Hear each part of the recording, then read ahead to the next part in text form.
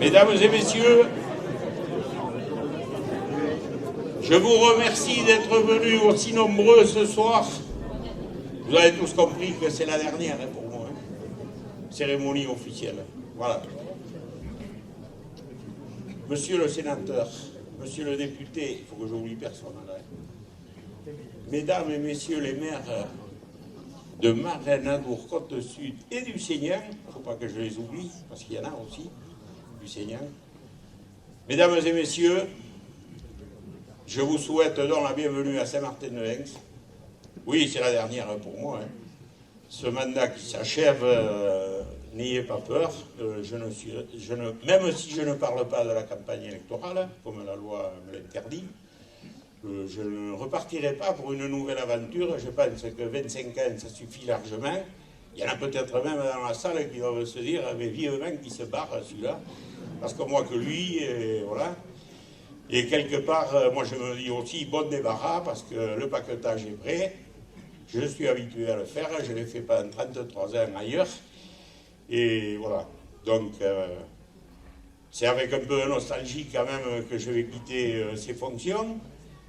Pas trop, parce que bon, c'est vrai qu'être toujours en train de regarder la montre au poignet ou à la voiture, ça commence à devenir pesant par moments.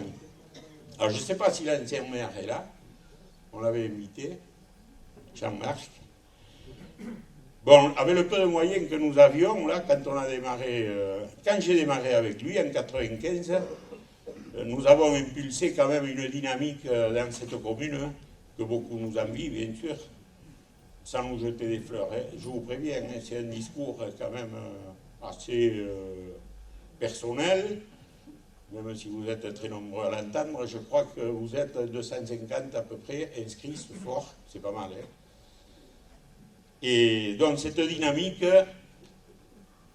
nous avons été clairvoyants, nous avons été lucides, sans argent, je précise. Et l'anticipation a été aussi nos moteurs durant ces années-là de 1995 en 2008. Quand Jean-Marc est parti, là, fin 2007, quoi, il me dit, Alain, tu as un peu d'argent maintenant, ce que lui, il n'avait pas à l'époque. Presque pas d'argent pour faire des investissements. Bon. Mais il avait quand même ouvert la voie en créant cette petite zone artisanale. Et puis, il avait aussi ouvert les portes de l'urbanisme. Et ça, j'y reviendrai un peu. C'est très important parce que si nous n'avions pas eu une ouverture au niveau de l'urbanisme et des futurs habitants de la commune, on est passé de 900 habitants à 1650 actuellement. Je pense que les investissements, ils auraient été légers, quoi, hein, on va dire. Voilà. Plus de 130 ans après, quand même, on a retrouvé notre population, hein, parce qu'il y a 130 ans, Saint-Martin-de-Hens avait aussi, dans les 1600 habitants, il y avait un tribunal, il y avait un juge de paix, on a failli avoir la voie ferrée, la gare, qui a été à Tyrosse, malheureusement, mais elle devait être à Saint-Martin-de-Hens. Et puis bon, certains ne voyaient pas ça d'un bon oeil, et du coup, c'est parti tout vers Tyrosse, la côte, et bon, c'est pas plus mal, hein, parce que les trains, maintenant, on les entendrait passer, il y en a qui se prendraient encore, et puis voilà. Vous savez ce que ça veut dire, les maires, tout ça. Hein. Après, on nous dit, oui, vous êtes une cité dortoir. Cité dortoir, moi je dis non, on n'est pas une cité dortoir, parce que les gens participent, à la preuve, il y a du monde ce soir, il y a quand même du monde aussi dans les associations. Et je pense que sur 2600 hectares, pratiquement, nous avons plus de 2000 hectares de zones naturelles et agricoles, pour donner quelques chiffres. Hein. L'habitat, les routes, les parkings, etc. représentent une centaine d'hectares sur 2600. Je ne pense pas que nous soyons des bétonneurs, comme certains l'ont laissé entendre à un moment donné. Voilà. Ce choix de vie, c'est-à-dire cette ouverture à l'extérieur à des familles qui étaient souvent sur le BAB ou dans la ceinture bayonnaise, hein, ils ont fait le choix de venir ici dans le sud des Landes. Nous avons fait le choix aussi d'ouvrir, mais surtout aussi d'équiper la commune à travers le groupe scolaire qui a été qui a vu son extension, et puis tous les équipements sportifs comme celui-ci, et socioculturels, etc. Bon, je ne vais pas revenir en arrière parce que là, je tombe sous le coup de Patricia. C'est un peu ça, non? Voilà. Bon, nous avons voulu faire de Saint-Martin un village mi-rural, mi-urbain, mais bon, c'est un paysage quand même rural très préservé que nous avons. Alors oui, c'est 600 ou 700 personnes qui sont venues dans notre commune. Ça ne s'est pas fait comme ça, quoi. Hein. Il a fallu batailler avec les propriétaires fonciers, et comme vous le savez, les maires, et même les élus. C'est pas facile avec les propriétaires fonciers. 1 mètre carré, c'est 1 mètre carré de terrain. Donc il a fallu batailler pas mal pour arriver à trouver un consensus avec eux, quoi. Personnellement, moi, je suis toujours allé au fond des choses. Bon, vous savez à peu près tous qu'est-ce que je faisais comme métier avant, 30 et quelques années, 33 ou 34 ans. Quand on est là-dedans, dans une administration d'État, on va toujours au fond des choses. Et on ne lâche rien. Parce que c'est notre nature. On a été formés et je ne vais pas dire conditionné, mais on est dans une logique où ça doit avancer, quoi. On ne peut pas faire du surplace quand on occupe certaines fonctions dans la fonction publique d'État. Voilà. Moi, ce qui m'intéressait, c'était que cette commune soit écoutée, respectée et plaisante à vivre pour ceux qui y vivent actuellement, quoi. Alors, c'est de l'autosatisfaction que je suis en train de faire. Mais je ne le renie pas, parce que nous avons une population beaucoup plus jeune. Nous avons pratiquement 150 enfants au groupe scolaire uniquement de notre commune. En primaire, c'est beaucoup. Il faut que le reste suive, vous devez penser, mais le reste a suivi, et puis le reste suivra encore. Après, nous avons des services médicaux, pharmacie, médecins, kinés, etc. Des professions artisanales, quelques-uns encore. Des agriculteurs, il y en a encore, Dieu merci. De moins en moins là aussi, parce que bon, vous connaissez les problèmes de l'agriculture. Tout ça, c'est là de manière pérenne. Nous avons un tissu associatif qui est aussi très important. Alors, moi je vous dis, rien n'aurait été possible sans vous tous. Parce que finalement, tout le monde a joué le jeu. Et puis, moi je le dis tout le temps, vous êtes des Saint-Martinois à part entière, et pas comme certains, à un moment donné le disaient, entièrement à part. Voilà. Il faut se sentir d'ici. On est de quelque part, tous, d'ailleurs. À moins que ceux qui sont nés ici, c'est sûr, ils sont d'ici. Mais nous, enfin, tous ceux qui sont venus d'ailleurs, depuis des dizaines d'années, nous sommes de quelque part. Mais ça n'empêche pas que nous avons aussi nos racines à l'endroit où nous vivons. Alors, les bonnes nouvelles, dans les jours qui viennent, le 6 janvier, c'est lundi. Voilà. Nous aurons la ligne numéro 26, Nouvelle-Aquitaine XL, qui sera opérationnelle. Merci à Monsieur le Président de Max, qui est conseiller régional. Vous avez bien entendu, nouvelle région Aquitaine. Ça aide quand même, quand on a une personne proche, un ami, qui est aussi conseiller régional. Alors, le départ est devant la salle socioculturelle. Je ne vais pas vous donner les tarifs, ça figure sur les petits... la petite publicité qui se trouve à la mairie. Il y aura 4 allers-retours par jour. Depuis le temps que je pleure auprès de Pierre Frousteil, du président, pour lui dire que dans le sud de Max, on n'a pas de transport en commun. Et voilà, ça va commencer lundi. Et tant mieux pour nous, parce que quelque part, maintenant, les gens qui pourront prendre ces bus à partir de 6h40 le matin, je crois, pourront aller travailler à Bayonne, ne pas avoir le souci de se garer, ne pas avoir les bouchons depuis Saint-Martin-de-Seignan jusqu'aux portes de Bayonne, parce que c'est toujours pareil, quoi, tous les jours, c'est la course pour circuler sur cette 817. Et toutes les routes autour de Bayonne sont au même point. Voilà, c'est comme ça. Donc cette liaison interdépartementale qui va fonctionner aussi le samedi, il y aura 2 allers-retours. Elle permettra à tout un chacun grâce au terminus routier de la place des Basques, il y aura 2 arrêts sur Bayonne, gare et place des Basques, comme ils sont actuellement. Hein. Mais bon, la ligne, elle a un peu bougé sur le départ, quoi. De voyager dans tous les transports en commun de la côte basque du VAB, Bayonne, Anglet, Biarritz, puisqu'il y aura la correspondance avec tous les bus qui circulent sur ce VAB. Autre chose. Alors là, c'est pour faire taire les rumeurs persistantes. Il y en a, ils ont la tête dure, hein. Mais bon, c'est pas qu'à Saint-Martin, je pense que c'est pas pareil.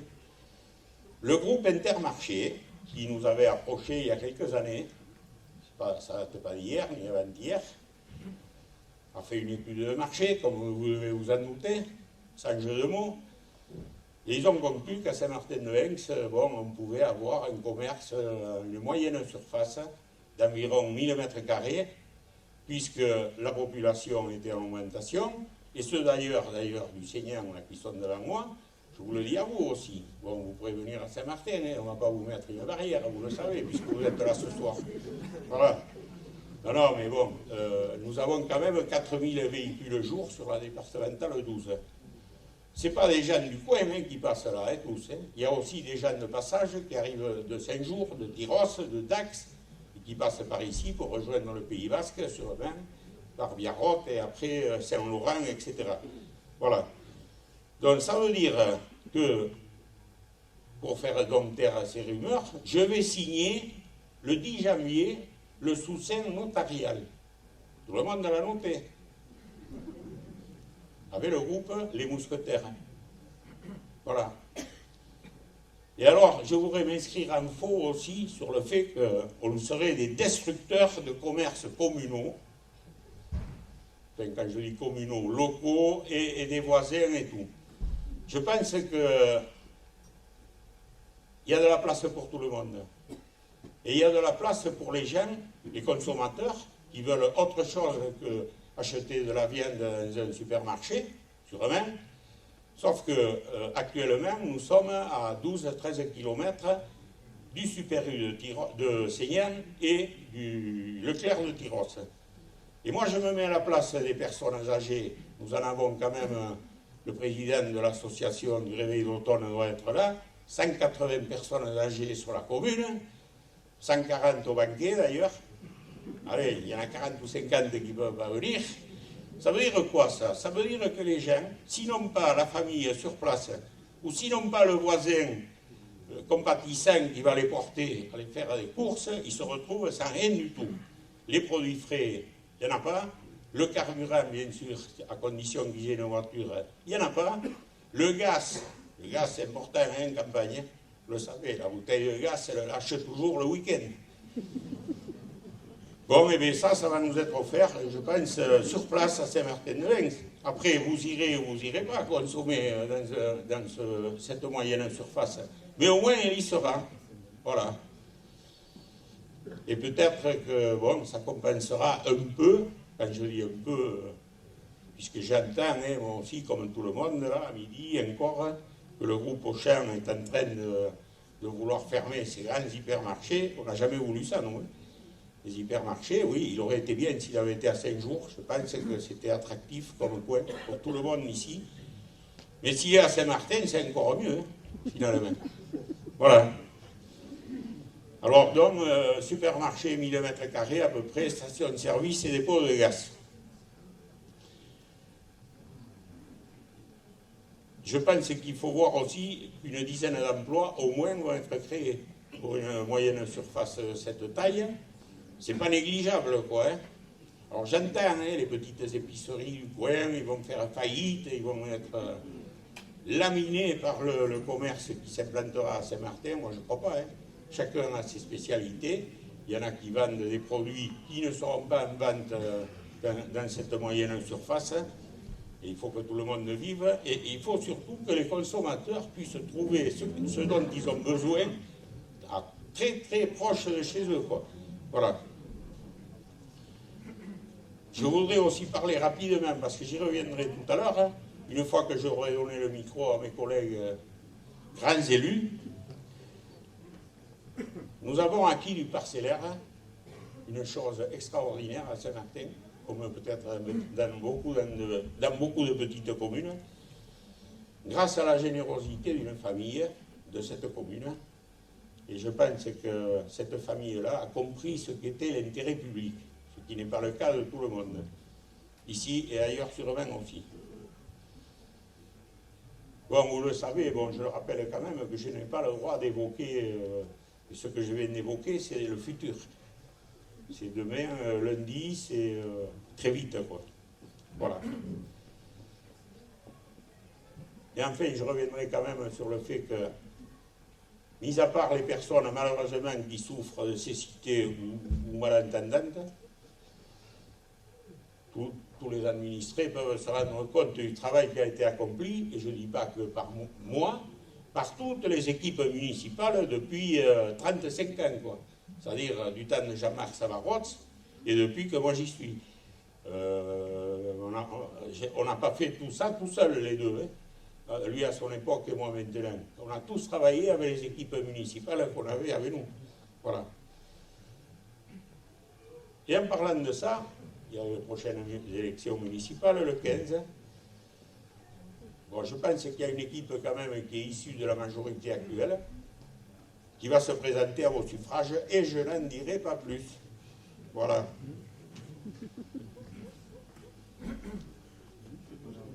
Alors là, c'est l'heure des remerciements maintenant. Il ne faut pas que j'oublie quelqu'un, parce qu'après, il y en a, tout à l'heure, ils vont venir me le dire. Alors moi, je vous remercie. Je remercie en bloc toute la population de Saint-Martin-de-Vence. Anciens, nouveaux arrivants, associations, artisans, c'est un peu le catalogue de la Redoute, commerçants, professionnels de santé, personnel enseignant, je ne crois pas qu'il soit ici parce qu'il n'y en a aucun qui habite la commune. Monsieur le curé, qui lui est un pèlerinage pas gastronomique comme vous le pensez en Espagne, comme tous les ans, mais un pèlerinage, on va dire, ecclésiastique, parce que c'est l'épiphanie là-bas. Ça n'empêche pas que je pense qu'il doit passer des bons moments. Et son équipe paroissiale, dont beaucoup sont dans la salle, j'ai remarqué. Alors je voudrais aussi remercier les employés communaux, hommes, femmes, qui m'ont supporté pendant voilà, 2 mandats, qui m'ont supporté en tant qu'adjoint, mais c'est pas pareil, adjoint. Un adjoint, on l'écoute d'une oreille, tandis que le maire, on l'écoute des 2 oreilles. Vous avez remarqué ça? Je regarde Marie en même temps et Laetitia. C'est un peu ça, finalement. Voilà. Mais bon, on s'est bien entendu quand même. On a fait avancer les choses comme je l'ai rapporté tout à l'heure. Voilà. Et alors après, bon, les conseils municipaux, les conseillers municipaux, bon, je souhaite les remercier particulièrement depuis 2008. Les 2 mandats, les 2 équipes municipales, il y en a qui ont rempilé, on va dire, et ils n'ont pas failli à leur mission, à leur engagement. Et alors je voudrais remercier Franck Etave, qui est là devant moi, et Stéphane, le sonorisateur, qui est là, parce qu'au départ, ils étaient en opposition, et finalement, ils ont travaillé avec nous comme s'ils faisaient partie de notre équipe. Bon, ce qui fait qu'on était un conseil municipal à 15, alors qu'on n'avait que 13 élus. Voilà. Tout le monde a compris? Voilà.